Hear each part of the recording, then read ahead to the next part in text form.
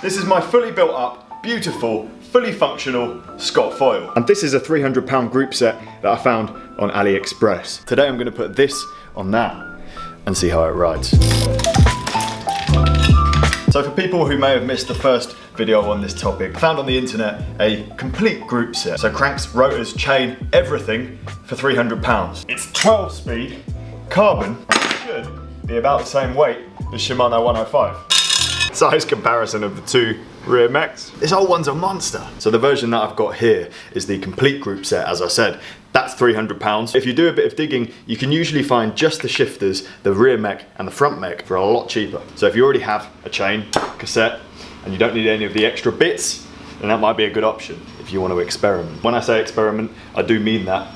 I don't know what this group set's going to be like, but we will shortly find out, hopefully, if it all goes on properly. These are cable actuated brakes. Means I've got to change all the outers through the frame to make them work. On top of that, these brakes made by Nut are not reviewed very well either. People have tested these before and the results haven't been great. In the spirit of this bike build, I want to use all of the original parts and do nothing special to them to see exactly how well it works or how badly. So we're installing these with regular cable housing, leaving the pads in there, even though they might not be the best compound, to really just test how good they are if you were to install them yourself with no compressionless housing, just to see if they really are safe to ride before possibly upgrading them later in another video. So far, everything is going quite smoothly. I haven't got the tool to do my BB, so I might have to visit the bike shop in a minute. Now, this definitely won't be relevant to most people's builds, but the rotor group set, which I'm taking off this bike, has hoses, it's hydraulic shifting, as well as hydraulic brakes. And the hose is very, very thin, and I was a bit worried about how I was going to do the cable routing and get a cable through the frame without having to use magnets and stuff. But this hose is actually the perfect width of a gear cable. So I just threaded a gear cable all the way through it.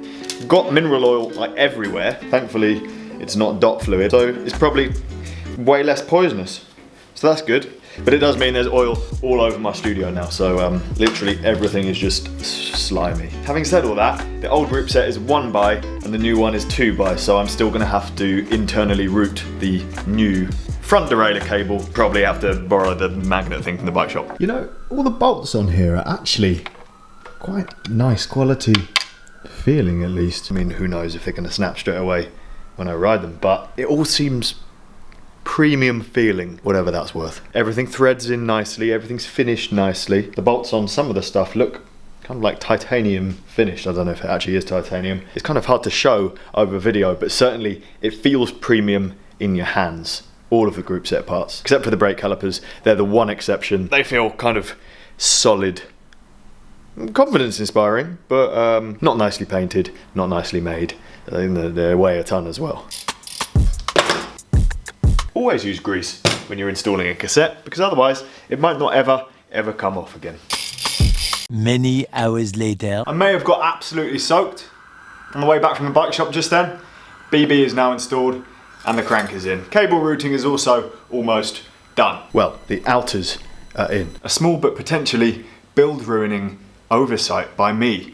There's no cable stop in this frame, so you technically, well, I don't know how Scott usually do it.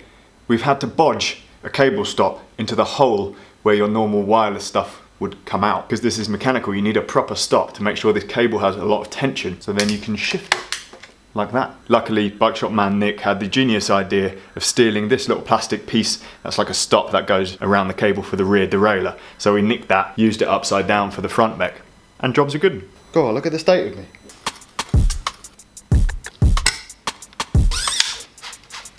Feels like years I've built a bike with cabled mechanical brakes. Because it's been years since I built a bike with mechanical brakes. Now, I've got to be honest, I was expecting more problems to occur during the installation of this. The only real issue that I had, needed a bit of a hand with, was it was basically a two-man job, getting the cables through the handlebars, which is internally routed and no fault of the group set. Any group set is going to be difficult to install through the angles of the handlebar. Once it's in, it's really neat and really great. We're getting there, we're getting there. I'm guessing this is why people don't live stream bike builds, because it's just, well, 1, boring, 2, there's going to be loads of a person standing still going, trying to get stuff through frames. Gear cables are in.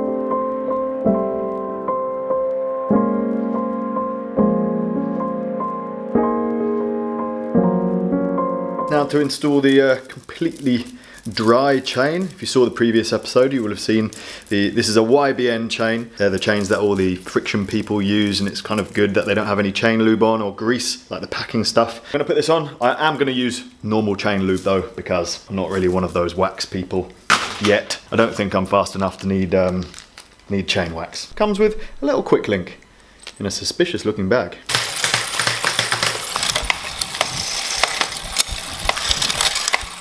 So front mech is actually shifting pretty well in the stand straight away. I think it's a fairly easy mech to set up because it has so many different trimming points. Sorry for the squeaky chain. I have this big studio here, but no chain lube. So I'm gonna go and get some, lube the chain before I ride it outside. But for the sake of indexing, I don't think it will wear out too quickly. All in all though, the indexing has gone absolutely fine. In terms of chain length, I use the trick where you go big ring, biggest thing on the cassette without going through the derailleur to get the length. Worked perfectly first time. Oh, and one last thing you'd probably want to replicate if you were installing this yourself.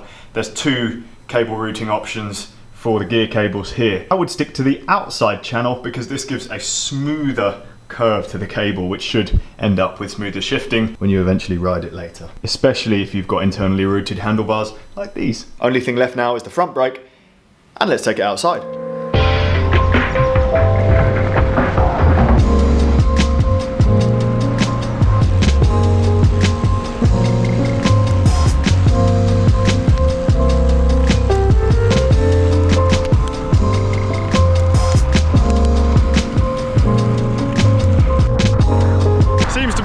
Nice so far. Brakes leave a little bit to be desired, but they haven't really bedded in yet, so they're going to get better. They do stop me, and that's with no compressionless housing either. With a big enough squeeze on the back brake, you can lock up the rear wheel, so we don't really need any more strength than that.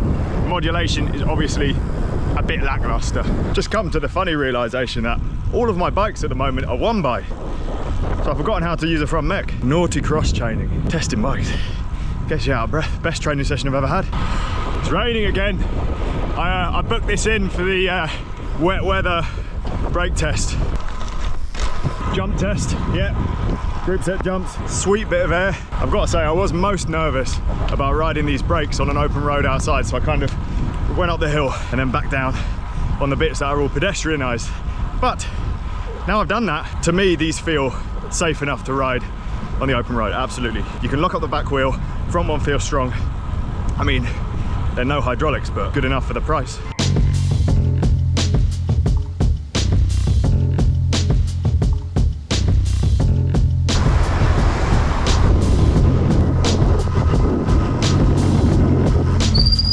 Trying to get into this. He has got eyewear. Yeah, he's got glasses on. They're protective. You've got safety glasses. To give a spin. Like, what's your liability insurance like? Absolutely fine. I've test ridden it. I've given it a safety check. These tyres are free, right? They do feel spongy, don't they? They're not unsafe. Feels like the old mechanical shroud. I suppose they've just like, the patent must be running out and copying this stuff. Maybe. Clearly not the outside because the whole shift lever moves, but inside maybe it's the same mechanism. What's the durability like? I mean, if it lasts, wouldn't be a bad option for like a training, like everyday group set. But obviously just we need to see what it lasts. I mean, that looks, essentially everything's just copied from other stuff. As long as the spares are fairly easily. I mean, I assume you can just run normal 11-speed chain, normal 11-speed cassette. 12-speed, mate. It's a 12-speed? 12-speed. That's worrying. So what we need to do with this is, what I need to do is put some miles on it and see how it fares with some proper rides. I want you. Maybe I might have a secret special surprise about the brakes, which may be revealed in the next few weeks or days, because I think those brakes are, they're crap, aren't they? It's not cheating. Cheating. No, because they're from AliExpress as well. It was in the 7s before. Oh, exactly 8.5. Yeah, exactly. So I've been riding this around all day now. Has there been any negatives? Not really. My front brake is making a real loud squeaking noise, but I think I got my grubby hands all over the rotors. So other than that, all good. But as Nick rightly pointed out, it is the longevity and reliability of the parts that we really need to test. So for the next few weeks, when I do ride my road bike, it will be this one. I won't treat it any differently. I'll ride it hard and we'll see if this group set actually lasts. Of course, there are other things to consider as well, like how good is the QC? How consistently made are the parts? Could you end up buying one group set, which is fine, like this one, and then end up with one not quite as good the next time you purchase? I may have got my hands on some more parts from the same manufacturer, so if you enjoyed this video, subscribe. Any questions, put them in the comment section down below, and stay tuned for more.